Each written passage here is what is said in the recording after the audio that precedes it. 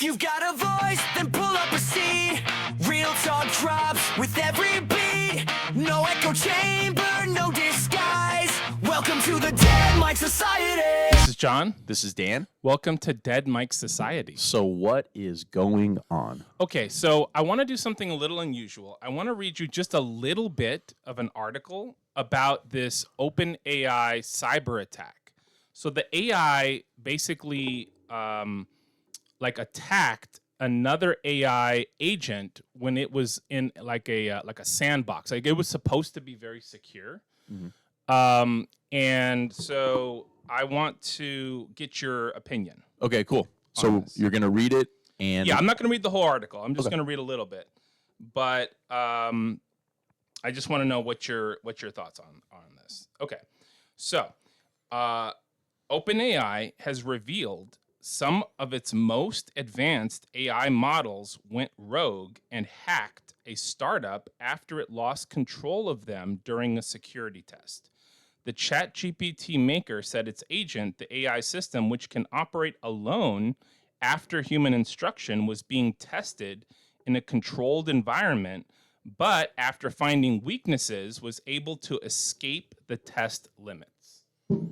So how does that make you feel about using AI and helping to train it to have these kind of capabilities? I think that's what's scary about AI is that it's always learning.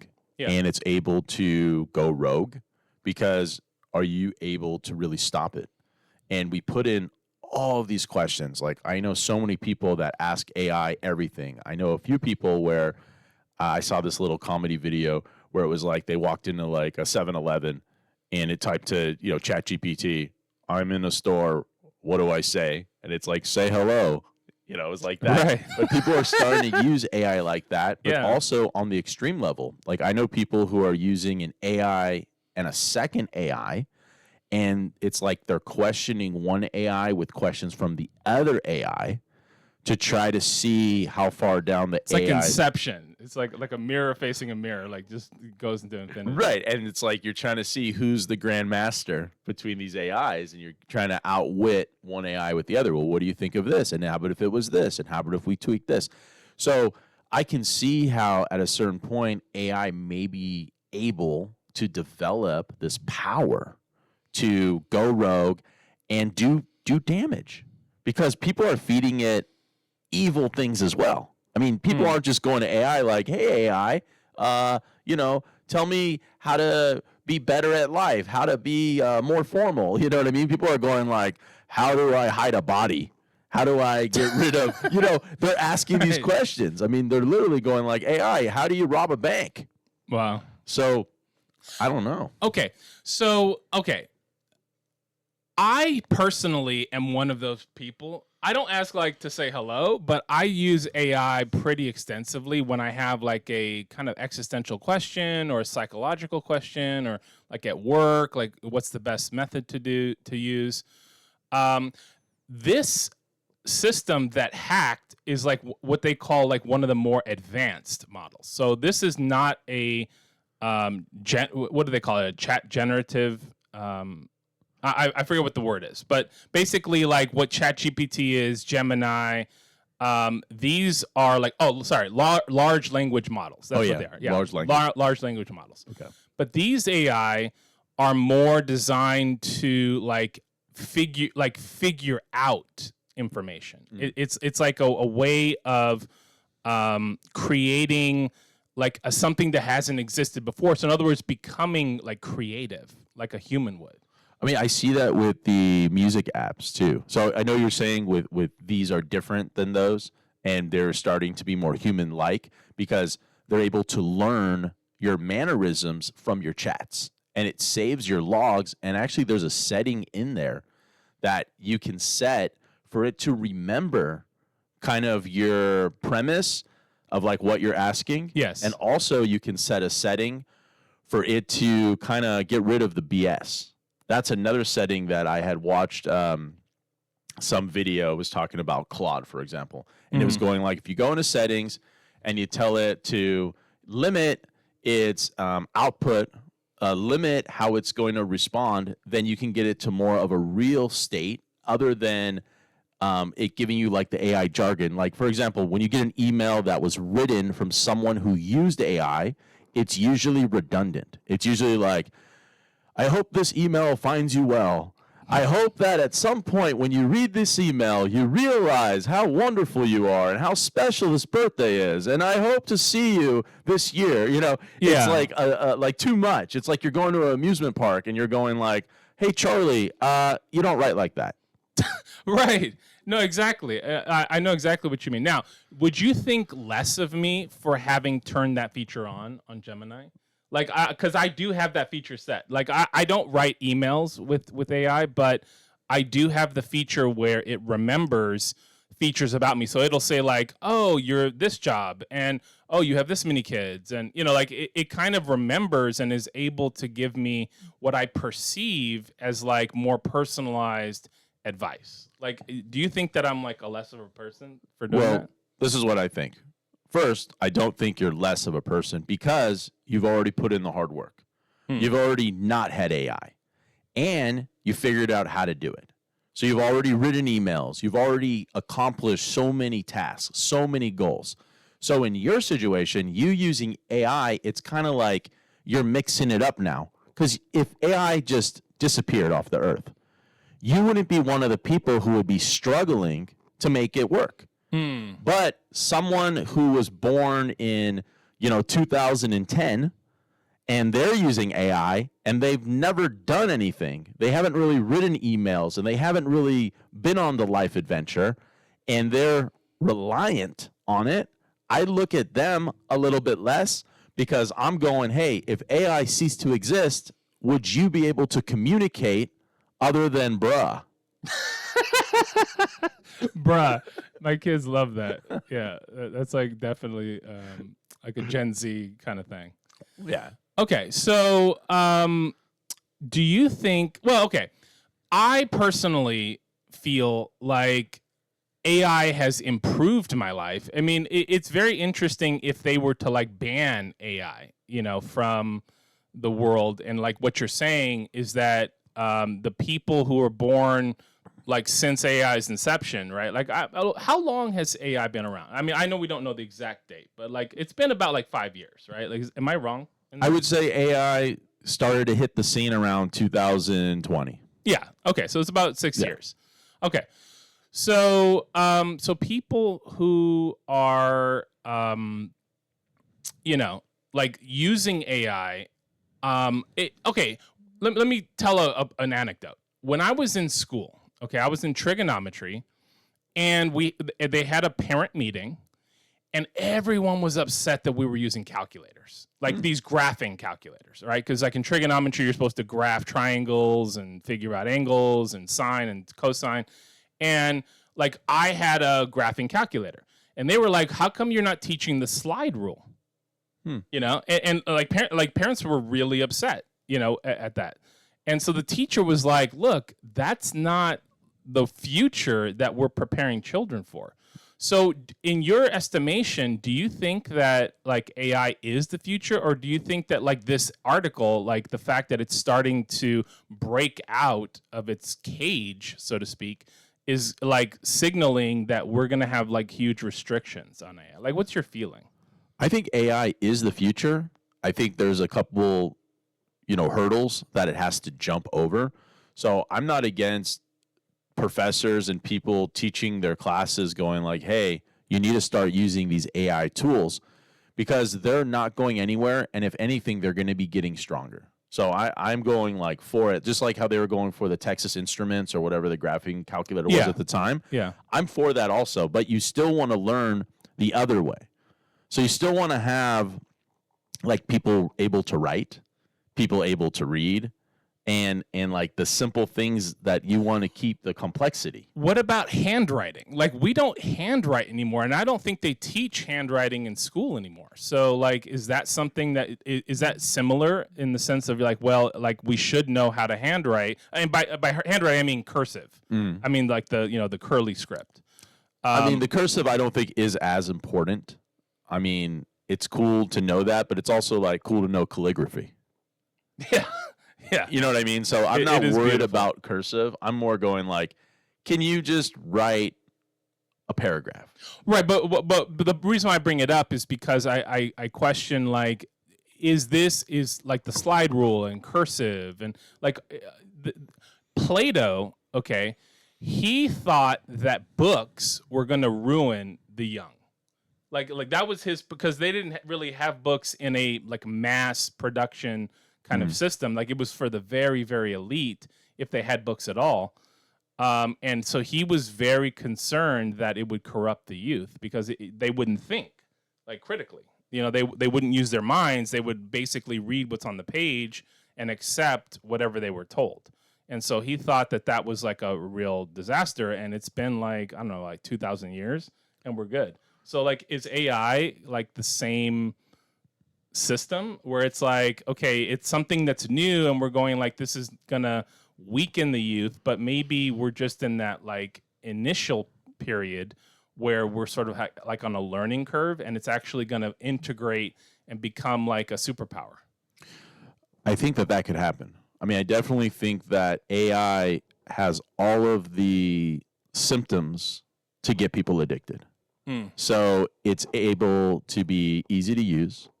It's on your phone. It has voice chat recognition, so you can just talk to it. You don't have to type to it. I believe you can upload photos, documents, have them analyzed, reformat, reshaped. It can write code.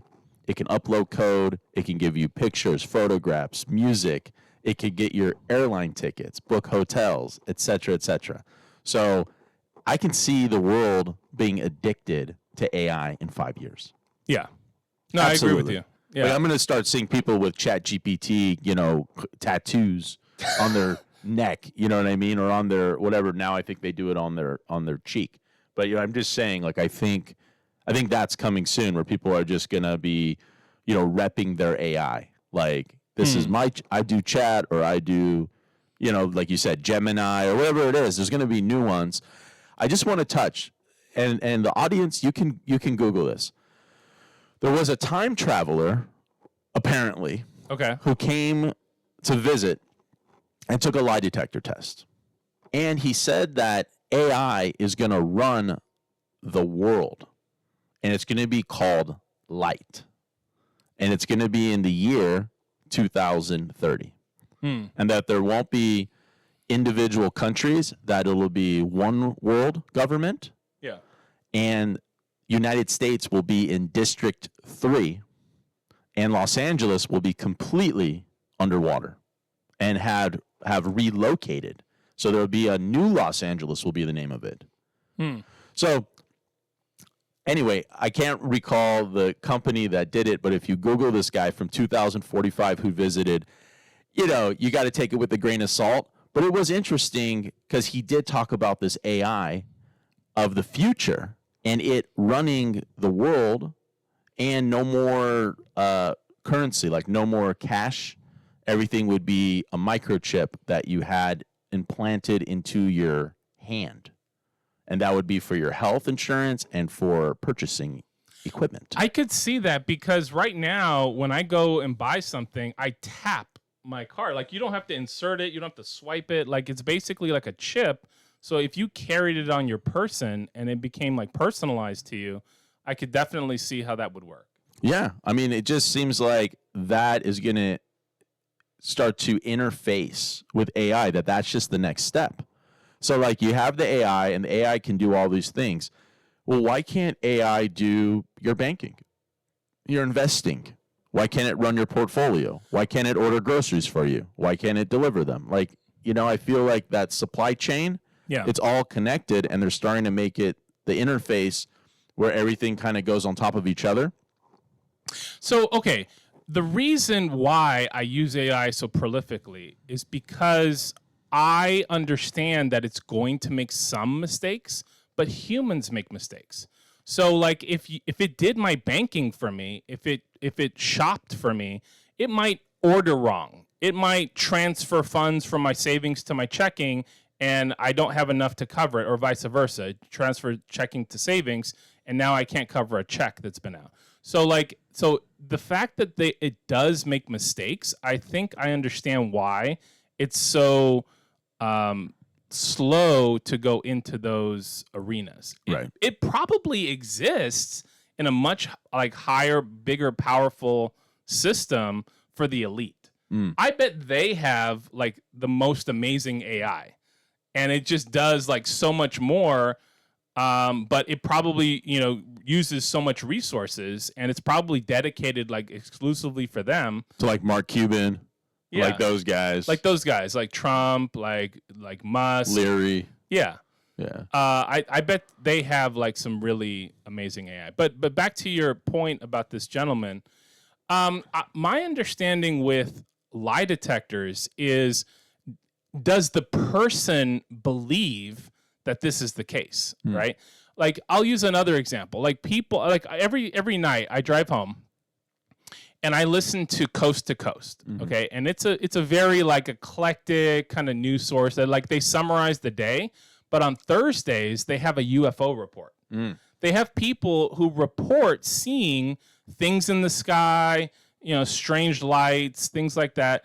And there's never a picture, right? There's never like recording, but they truly believe, like they swear that they have seen these things in the sky. So my point is that if this person believes that they're from 2045, a lie detector is not going to determine the truth of what's the case. It's going to determine what this person genuinely believes. So if you believe your lies, you can pass it.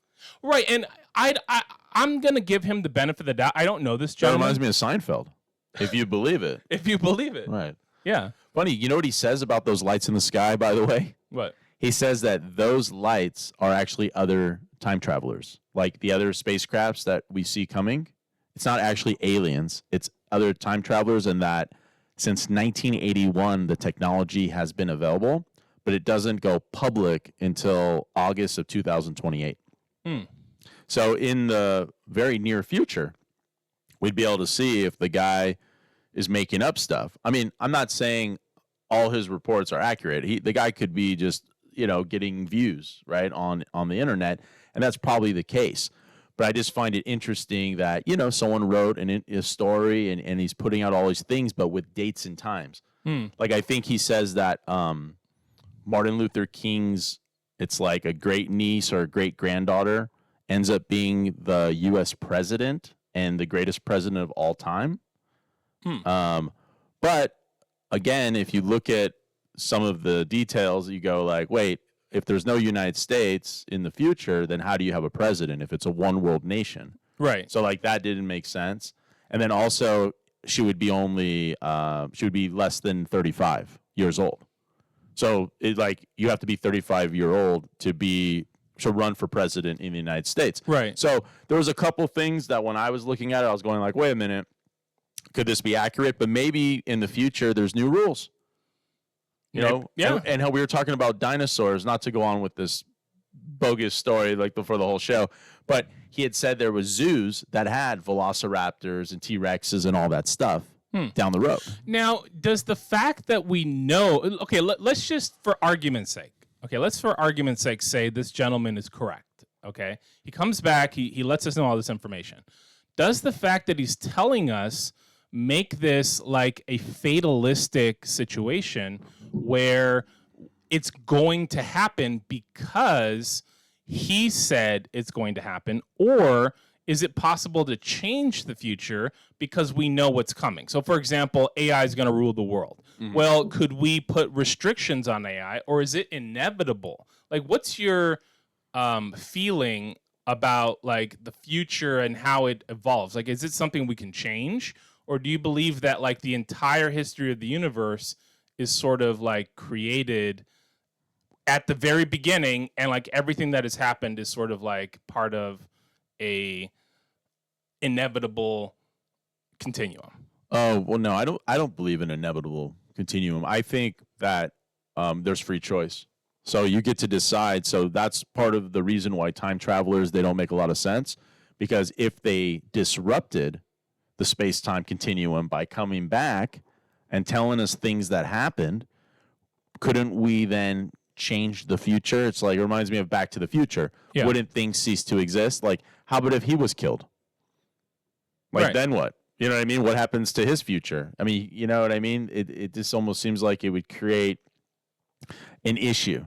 Now, do you think that humans have free choice from the beginning? Like, or is that something you develop in adulthood? Like children, I feel, are sort of ruled by their emotions. You know, they're sort of ruled by who they are. And some adults that I know, I'm not naming names, and I'm not blasting anyone that I personally know. I'm definitely not saying that. I'm not implying that. But Right. I'm just saying that, like, there does seem to be a lot of, like, okay, the science of psychology is based on the fact that there are laws in how we behave. So, like, how does free choice play into that where you're developing that? Like, is that a given? Is that like for certain personality types, like Leos, you know, they're fiery and they have a managerial lifestyle, and you know, like, is that like for some people, or do all humans like have that? Like you've mentioned free choice before. So Right. I think even with children, so it comes down to, let's just start from the beginning. You have what's considered to be like right and wrong. Okay.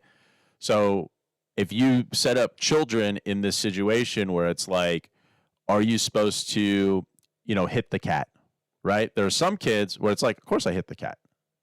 That's always what you're supposed to do. And then there's some kids who are like, no, I love the cat. I would never hit the cat, right? Right. So they're making free choices there. Do you hit the cat or do you not hit the cat?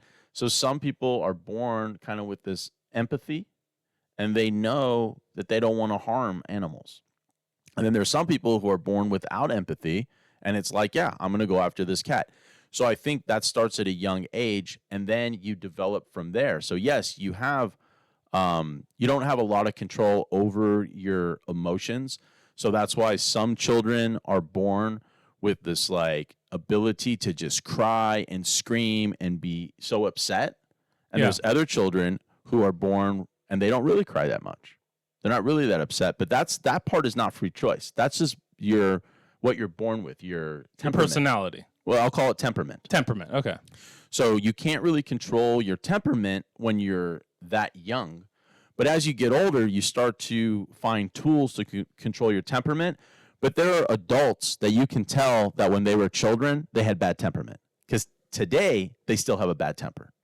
Yeah. You know what I'm saying? But then there's people who are like really calm-mannered, and you go like, you might not have had a lot of temperament, or you really learned how to control it. Yeah. And I think that's where the free choice comes into, where you can choose how you're going to react to something. And yeah, you need to develop enough brain cells to be able to make that choice. So children are always developing brain cells. So maybe not when they're 0 to 1 and they're still kind of mush, right? They just want to eat. They just want to use the bathroom. They just want to sleep. They just want to cry. They just want to play when they're like the cutest. You know what I mean? Yeah. But as they get older, like when they're going to school, they get to make that choice. When you drop them off, and I can only talk from being an uncle, but when you go to drop the child off and they're like 5 years old, there are kids who are like, all right, I can't wait to go to school. It's so exciting today. I can't wait to play with my friends. Right. But then there's kids who are like, no, please don't make me go. I'm sick. Oh my God, I don't feel good. I'm so hungry. Please. And they start crying and throwing a temper tantrum. Right. So that's the free choice part, is like, do you give in to the program that the parents and family are giving for you? Or do you create your own program and you try to figure out the gray areas? So and you can tell, in my opinion, that doesn't make like a good student from a bad student, but I feel like that's the start. The kids who are like reluctant to go to school, the ones who don't feel good, I think they're the ones who don't really graduate college. And the ones who are like, yes, I can't wait. I love Miss East. I love Miss Goldberg. Oh, I love them. They're the ones who are going to Harvard. Yeah. And that's free choice. Interesting. Yeah. So, okay. Is there a way to develop free choice? Like, in other words, is there like an exercise, like a breathing exercise, or like mental exercise, or I play strategy games online? Like, is there a way to develop that? Because like I'm not aware of any system other than ignoring how you feel in the moment. Like not obsessively, but like basically going, okay, I feel one way and I'm going to act another way. I don't know if that like really develops like the prefrontal cortex where like choice and action happen. But like, what's your experience? Because I know you've taken psychology classes. Yeah, I have. They don't really talk about how to create free choice like through exercises. I think, okay, I would say mind games. So like strategy games. Because in strategy games, you have to make decisions that are going to affect outcomes in the future. So you make a choice, for example, chess. Chess is a mind game. It's a strategy game. So you need to be offensive, but you need to also be defensive.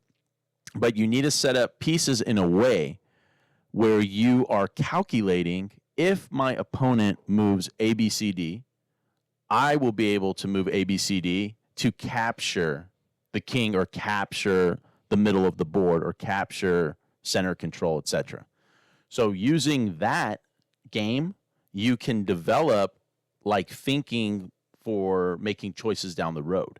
So I'm not sure if that's going to go exactly to like free choice, but to start to experiment with, well, I can choose A or B, but then to start to think the outcome. Because some people live just in the moment. They go like, I'm hungry, so I'm going to go to McDonald's. And we're not plugging McDonald's. So hit subscribe if you like McDonald's, but hit like if you don't. So what I'm saying is you might then be full and you go like, all right, I just had McDonald's. I feel good. But if you did that every single day, all of a sudden you got sick, right? Because now you're eating unhealthy. You're only eating McDonald's when you're hungry. That is free choice. You chose to put yourself in that situation. But there's people who go like, no, wait, I didn't mean to do that. I was just hungry and I went to McDonald's. Yeah. You see what I'm saying? They didn't really think about long term, what that effect is on their brain and their body. You see what I mean? So that's free choice, is can you make choices that are going to affect other choices down the road, and can you see it before it's too late? Like, can you see up on the freeway before there's like a blockade or an accident? Like there's people who are looking at their phone, listening to music, and they just crash into things. Yeah. But then there's other people who see it and they can make a decision right then like, oh, I'm going to move out of the way. That's free choice. You either see it and you make a move, or you think about it and you do it, or you don't. So I would work on that. Like maybe when you're driving to work, take a different route. Free choice. Yeah, I definitely agree with that. I think that like novelty does stimulate brain growth. But back to this like time traveler. So like when he comes and he tells us, and again, that actually happened. Now, we don't know if what he's saying is true, but the fact that he is saying certain things, basically what you're saying is that this is allowing us to make decisions, like free choice decisions about how we're going to live our future. Is that what you're saying? Yeah, that's what I'm saying. But you know what? Let me just I pulled it up really quick on my phone just so the audience can pause this now. Pull this up on another window. It's basically a self-proclaimed time traveler who claims to have come from the year 2045 has sent the internet into a spin with one chilling prediction about the future of the United States. The bizarre viral interview has racked up well over 1 million views. And this is it here. Sorry, taking so long. It was Adam Archon, Archon. That's his name. So look up Adam, Archon. And he did the interview. Does it say here? On the channel Apex, APEX. So if you go to YouTube channel Apex, hey Apex, throwing it out to you, take a look and you can see the full interview. It's 10 minutes. It's not a long interview. And they basically allege a lot of things. And that's just so now they can talk about what we're talking about. Okay, run the question by me one more time. I just wanted to plug that because we're talking about it so much. Yeah. So let's give Apex the shout out. Let's give it to them. You know what I'm saying? Because it's their story. It's their 1 million views. And we're kind of riding their coattails. So, hey, thank you. You know what I mean? For an interesting story. Yeah. So what I was saying was, is it something where he comes back from the future. Okay, now we don't know if he actually did, but that's irrelevant. The fact that he said something in the sense of in the future this is going to happen, is that saying to us we have the free choice now to change the future? Is that what you're saying? I mean, that is a possibility. Like, if we know that Los Angeles is going to be underwater, right? Then you can start making arrangements now to get out of Los Angeles. So he goes, oh, well, LA will be underwater. So maybe if you believe it, you would want to start, selling your house and getting out, right? Yeah. If you don't believe it, you go like, all right, show me the water. Like, bring it. You wait for like the signs before, like, instead of thinking long term. Exactly. So you have to decide for yourself. Like, I don't think a bunch of people are going to sell their houses, but on the other hand, maybe they will. I'd say 1 million people watched it. What do you think the percentage of people who'd go like, you know what? I think this guy might be for real, and I am going to go sell my house. Like 10% or 1%? Well, I don't know. So I don't even have like a ballpark because okay, let me tell a related story. So we have a family member who told me that the reason why a lot of people survived the Holocaust is because they saw the signs and they were anxious people and they were like, I don't want to wait until it's so obvious that we can't get out. So there were a lot of people who left like well ahead of time, and they are the type of people that tend to survive.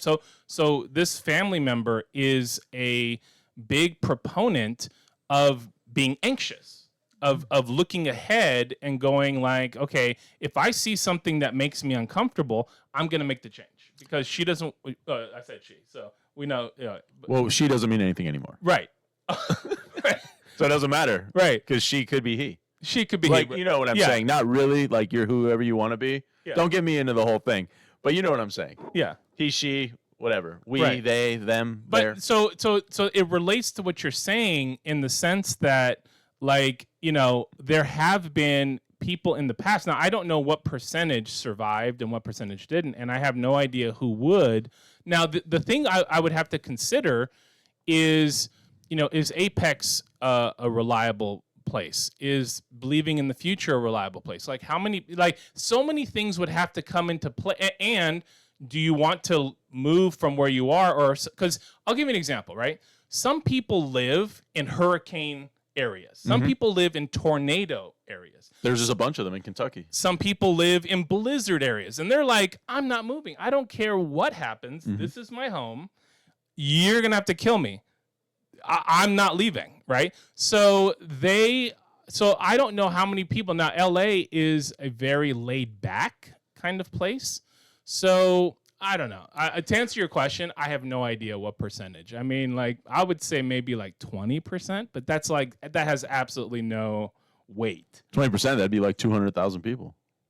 Right, but we have like, what, 10 million here? Right. No, I was going like who watched the show. 1 million people watch the show. So how many? Because, I mean, yeah, we have all these people, but unless they all tune in to our show now, right, then they'll hear about it and go to Apex. But anyway, let's ask for the listeners. What would you do?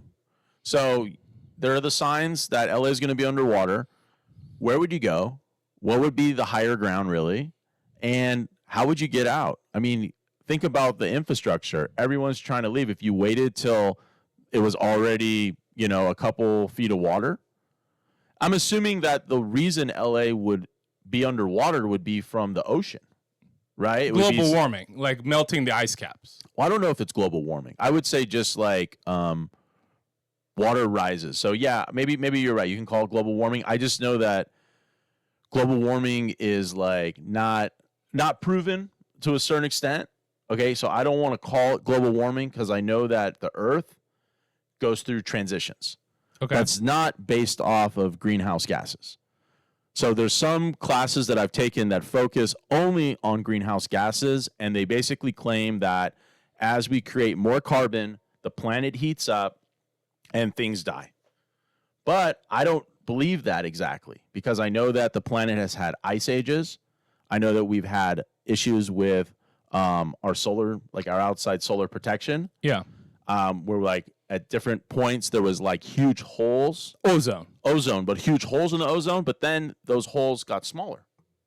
Like right? later. We stopped using like hairspray and whatever the chemical was. But I don't believe that the CFCs and like I'm saying, like, you know how you get to believe what you want to believe. I'm just not sure if us using CFC chemicals and those things actually made it so the ozone would heal itself.